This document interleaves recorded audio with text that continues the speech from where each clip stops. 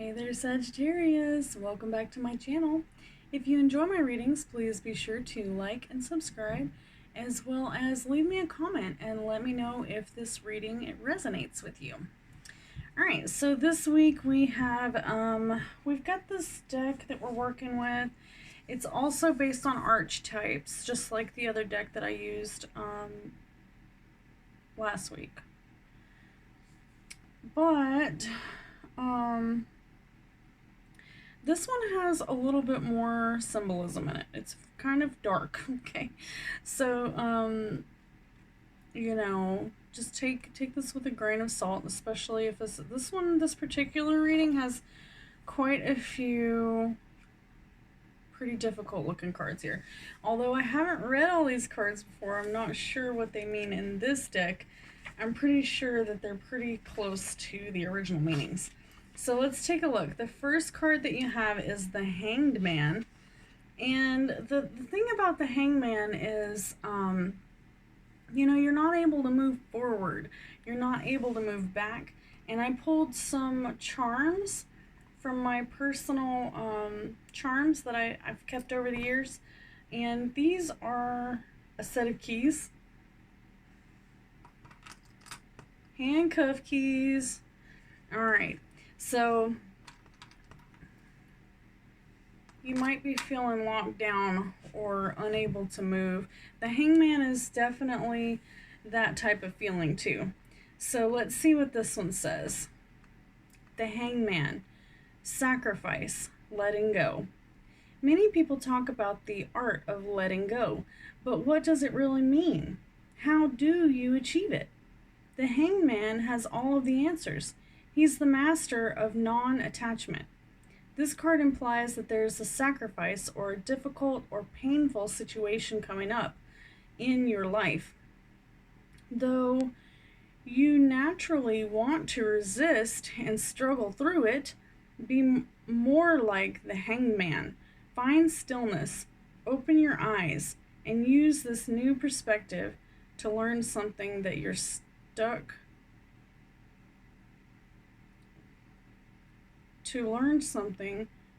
you're stuck here either way. Okay, so basically, you know, it's saying that let me show you this card. I forgot to set it up here. I usually set it here for you. All right, so that's the Hangman. It's actually a bat, and he's, you know, he's just hanging there. But the Hangman typically is a man hanging upside down from his leg. And basically it means that you're unable to move forward. You have to move forward emotionally instead of physically, because physically you might be tied down. All right, and then for your next card, we've got the Five of Swords. Five is all about challenges. And as you can see, there's a worm that has been cut in half. Of course, that doesn't kill this worm, but definitely didn't feel good, I'm sure. So the Five of Swords.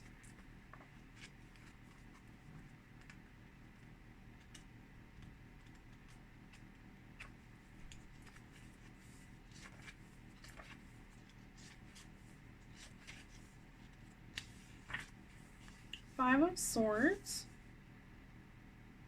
Self-destruction. Yet another card of warning. The Five of Swords depicts the destruction of the self. You'll be lured into another situation or argument you know to avoid. Your selfishness and desire for power will lead you to defeat. Pain and discord will result. Alright, and this one came with a butterfly next to it, if that means anything to you. And swords are associated with Aquarius, Libra, or Gemini. So this might not necessarily be you that's feeling this, Sag. Might be somebody close to you, but that doesn't necessarily mean that it's not going to affect you. Alright, typically this is the section that's representing your past, although this particular lady who wrote these cards doesn't really. She said that the first card is what's affecting you, and each one of these cards is definitely factors affecting the situation.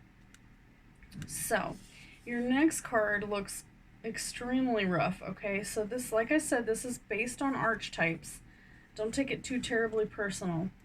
But if this resonates with you, it might mean that you've got some inner demons to deal with. And I don't mean literal demons. I mean something that's plaguing you. Something that is unsettled. Alright, so let's take a look. We've got the Nine of Swords. And 9 is, I think it's 9. Yes, 9 of Swords. 9 is attainment, fulfillment, and fruition. That's what the number 9 means. Alright, so this one says dark visions and anguish. Alright, it says an extremely dark card. The 9 of Swords reveals the deepest shadows of the self. It indicates insomnia, nightmares, and worries in the midnight hour. Often, these states are accompanied by guilt, despair, or even depression. You'll be battling with yourself, so turn to others for help. Find joy. Reach out. All right, so if this resonates with you and you're feeling this kind of pain, the trinket that I pulled from my personal trinkets is, this is a necklace that was my mother's, and it looks like a bull or a Taurus in my astrological opinion. That might be someone who can help you get through this. I know that my best friend is a Taurus. All right, so what this is really saying is that you need to find your shadow self. And there's a lot of quizzes online that you can take about your shadow self, and it will help you to figure out what it is that is plaguing you. All right. So, for example, I'm gonna put myself out there. Okay. So, I was watching my astrology, and one of those ridiculous commercials come on in between my astrological videos, but I was doing the dishes and I couldn't go over there and turn it off. But this little lady come on there, and she looks straight up like the lady from The Wizard of Oz, and she's standing there and she's talking about your shadow self. And I didn't really know what that was. My BFF, who is a Taurus, told me that I needed to get in touch with my shadow self, and I had no idea what she meant. But I took the test that she looked just like Glinda the Good Witch, okay, from The Wizard of Oz. And when I went back to my computer, that this little test was sitting there. So I decided to take the test, and it come back that I struggle with abandonment issues. And I was just like, what? I don't feel abandoned, and then I thought about it, and maybe I don't feel abandoned, but my father and my mother got divorced when I was 2, and my dad definitely was not around for quite a while. At one point, he wasn't there for about 3 years, and there's a certain point when I remember just crying and crying for him. I thought that he was dead. I thought that he hated me. I thought that he didn't care, and I was just completely distraught. That kind of trauma traumatizes you. And a lot of people whose parents divorced at a young age think that it didn't affect them because they couldn't remember it. But that's definitely not the case.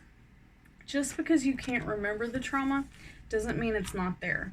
So you definitely want to, if you're feeling this way, even if you're not, because I certainly didn't feel it, but apparently the questions that I answered said that in order for me to overcome the issues, I have to start asking for what I want and not feel like I'm not worthy of it. And so I did, and things have changed for me. So, find your shadow, And don't be afraid, especially if it looks like this. It definitely is going to look pretty scary when you see it. You're going to deny it. That's not my shadow. I'm not that person. You know, nobody wants to be thinking of themselves as someone who has abandonment issues, daddy issues. Nobody wants to think that, but sometimes it's the case. All right, so let's take a look at this last card. We've got the Son of Cups. All right, the Son of Cups. So this is like, in this particular deck, because it's based on archetypes, instead of saying king, queen, page, or anything like that, they say mother, father, son, and daughter, which I love that. That feels very homely to me. I forgot what the card was again. Son of Cups.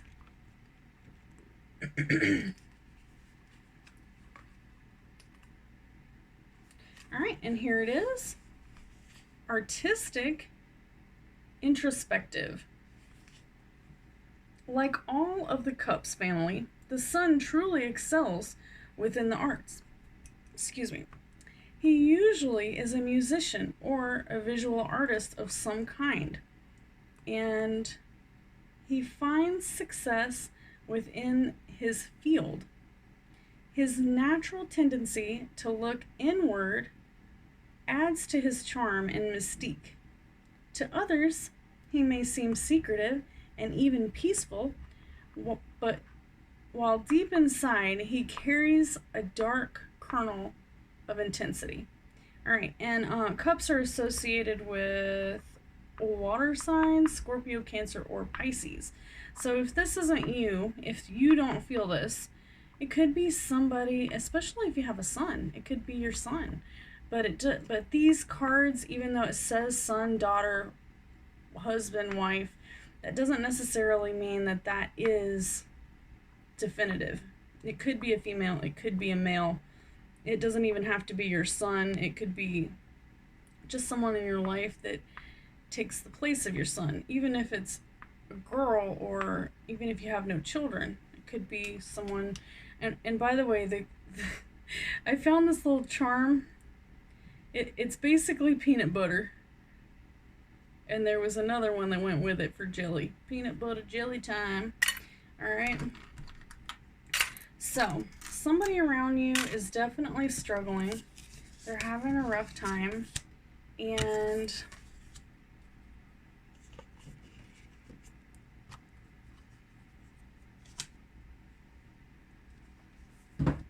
let's pull an oracle card and see what it says.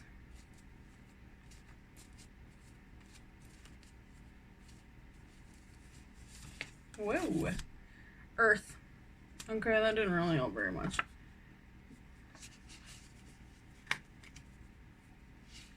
Persistence is key. All right, so if any of this is making you feel like, gosh, I just want to give up after hearing that, you know, just know that you must stay persistent for your goals. Anything that you're trying to accomplish in life, you can't give up after a couple hard times, especially since you got a 5 here. That is challenges. All right, and you're always going to run into challenges in life, but you can't just lay down and you got to keep on going, okay, Sagittarius?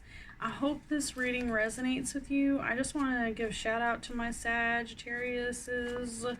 Thank you so much for all your views, likes, comments, and subscribes. Please be sure to hit the subscribe button.